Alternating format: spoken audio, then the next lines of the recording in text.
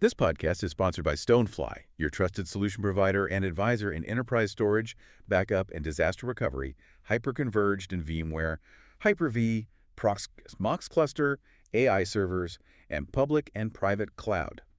Check out stonefly.com or email your project requirements to sales@stonefly.com for more information. Welcome to the Deep Dive. Today, we're really digging into something critical. Keeping your backup system safe from ransomware. Yeah, it's a huge concern. You might think, hey, I've got solid endpoint security, my PCs are locked down, so my backup should be fine. Well, yeah, you'd think so. But what we've been seeing tells a different story, a much more worrying one, actually. It really highlights why backups need their own sort of dedicated protection strategy. Absolutely. The pattern is pretty clear now. Ransomware isn't just hitting your live files anymore. These attackers are actively hunting down the backups. Going for the safety net. Exactly. Think of it like this. They're trying to basically remove your undo button, your plan B. So you have absolutely no way to recover without, well, paying them. That's the goal. Maximize pressure. Right. And we've looked at this from a few angles, experiences from sysadmins in the trenches, insights from cybersecurity experts, even some specific tech solutions designed for this. A real mix of perspectives. Yeah. So our mission today, for you listening, is to cut through the noise and give you a clear picture of how to actually ransomware-proof your backups. Actionable stuff without getting totally lost in the tech speak. Let's break it down. Okay, first things first. Why? Why have backups become such a prime target? Well, like we touched on, it's strategic. It's really effective from their point of view. By hitting the backups, they take away your main recovery path. Exactly. It just ramps up the pressure immediately. If you can't restore on your own, well, the odds of paying that ransom go way, way up. We saw a really stark example of this, didn't we? Where attackers got into the Active Directory first. Got the keys to the kingdom, essentially. And then, boom, straight to the backup server, wiped it clean. It's brutal. And it just proves the point. If you can delete your backups, so can an attacker who gets in, makes them useless right when you need them most. Yeah, it's pretty chilling. Definitely. And that leads right into this fundamental question people are asking. Okay, I've got good endpoint security, antivirus, anti-ransomware on my machines.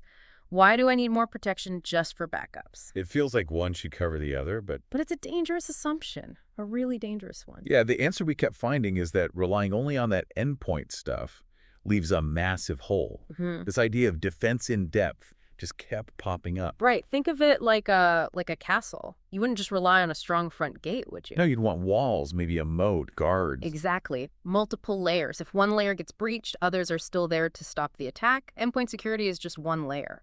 And even the best endpoint protection isn't perfect, is it? Not at all. You've got really sophisticated attacks, brand new vulnerabilities, those zero-day exploits that nobody knows about yet. Stuff the software hasn't seen before. Right, and threats that can just sit inside your network undetected for ages, waiting for the right moment. Endpoint security might miss those. It's also kind of scary that it doesn't even have to be ransomware, right? We saw that example of a simple mistake. Oh yeah, the bad command. A bad command that just replicated everywhere, including into the backup. And because the backup was just mirroring everything instantly, it backed up the corrupted data too, wiped out the good copies. Man, that's a nightmare scenario without even involving hackers. It really underscores the need for layers and for backups that aren't just simple mirrors. So, okay, if endpoint security isn't enough, what are the key strategies? Let's start with immutability. Heard that word a lot. Yeah, immutability basically means making your backup data unchangeable. Like setting it in stone. Kinda, yeah. Yeah. Once that backup is written, it cannot be altered, deleted, or overwritten for a specific time, period. Okay, I see. It's a total game changer against ransomware. Because even if the attackers get admin rights to your backup server, they physically can't delete or encrypt those immutable copies. It's like a time capsule they can't break into. Exactly. Safe and sound. Right. And you hear terms like worm storage, write once, read many. That's basically immutability tech. And things like object locking in cloud storage or these hardened Linux repositories some backup vendors offer. They all aim for that same goal. Make it undeletable. Simple idea, but really powerful. If they can't delete it, they can't force you to pay to get it back. And, there are solutions out there that are built specifically for this. Features like S3 object lock compatibility or proprietary things like file lock They're designed precisely to make that data tamper-proof. Good point. Okay, another big one, air gapping. Sounds kind of low tech, but important. Very important. Air gapping is creating separation, a gap, either physical or logical. So isolating the backups. Exactly. Cutting them off from the main network. Think of it like putting your backups in a totally separate building with no network cables running back to the main office. Okay. The whole idea is to create a gap that ransomware physically cannot cross over the network. If a backup is truly air-gapped, your main network could be totally compromised. But the backup stays safe over there, untouched. Ready for recovery. Yeah. And we saw people talking about this in terms of like classic offline media, right? Tapes, USB drives. Yeah, the cold backup idea. You back up, disconnect it, store it securely somewhere else. That's a physical air gap. Or even having the entire backup system on its own isolated network segment. Right, those are manual or architectural ways to do it. And now tech is helping automate this too. Oh. We're seeing things like air-gapped vaults integrated with backup software. Like StoneFly's DR365V has this feature that works with Veeam. It automates that isolation process. Making it easier and maybe less prone to human error than swapping tapes. Potentially, yeah. Okay, so we have immutability, air gapping. What about the basics, like the 3-2-1 rhythm? Ah, yes. The classic 3-2-1. It's fundamental. 3 copies of your data.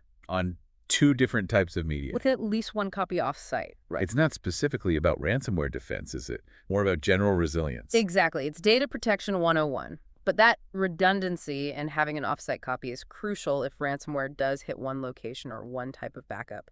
It gives you options. Makes sense. Having backups isn't enough if they're all in the same basket that gets compromised. Precisely. And that ties into replication and redundancy too. Keeping multiple copies, maybe in different places, different storage types, cloud, local, off-site. It's all part of that layer defense. If one copy gets hit, you have others. Like StoneFly being able to back up and archive to Azure, AWS, and their own air-gapped cloud option. Spreading the risk. Okay, what about who gets to touch the backups? Access control seems obvious, but critical. Oh, absolutely critical. Your backup system holds the crown jewels for recovery. You can't just let anyone have the keys. Right. Strong passwords are a start, but multi-factor authentication MFA is really non-negotiable now. That extra code from your phone or token. Yeah, and crucially, using separate admin accounts just for the backup system, not using your everyday domain admin account. So if a regular admin account gets compromised? The attackers don't automatically own your backups too. Segregation of duties. Makes sense. And solutions like the DR365V, they'd have robust controls MFA built in. You'd expect so, yeah. And then, back to basics again. Good old offline backups. Still incredibly valuable. Tapes, removal of hard drives, locked away securely. Physically disconnected. Yeah.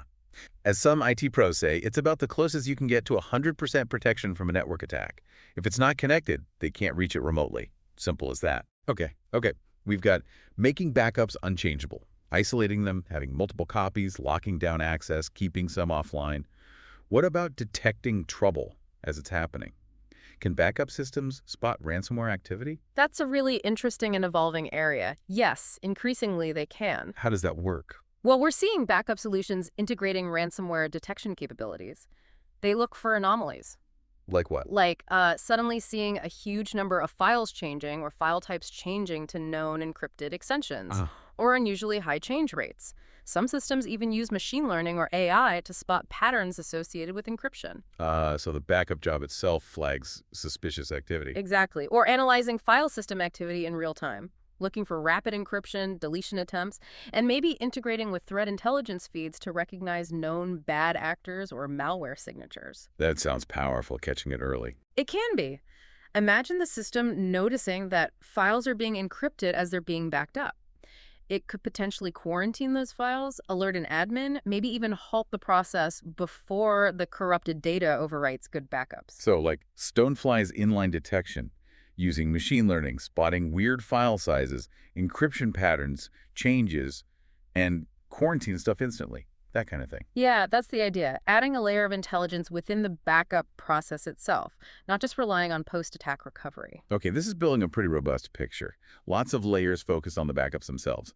Now let's widen the lens a bit. Endpoint detection and response EDR. Where does that fit in? EDR is super important. It's like the security guard for all your individual computers, servers, laptops, the endpoints. Goes beyond just basic antivirus. Oh yeah, way beyond. EDR monitors for suspicious behavior, not just known virus signatures. It uses analytics, threat intelligence. It looks for the signs of an advanced attack in progress on the endpoint itself. And it can react automatically. Often, yes.